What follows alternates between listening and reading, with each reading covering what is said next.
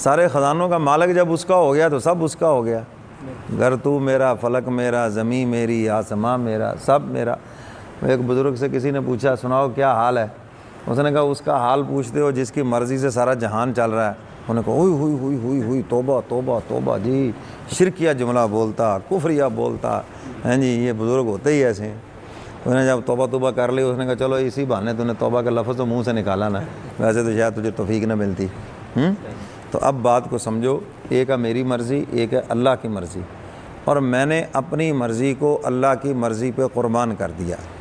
जो हो रहा है ना अल्लाह की मर्ज़ी से हो रहा है, और मैं अल्लाह के साथ हूँ और मैं राज़ी हूँ। नफ़ा हो जाए मैं कहता हूँ वाह मौला, नुकसान हो जाए मैं कहता हूँ वाह मौला, तेरी मर्ज़ी, बट ठीक है, जैसे तू करे मैं तेरे साथ हूँ। तो इसलिए जो हो रहा है उन्होंने कहा वो मेरी मर्ज़ी से इसलिए हो रहा है कि मैंने अपनी मर्ज़ी उधर क़ुरबान कर दी है। समझ आइए बात? हाँ जी, तो बात क्या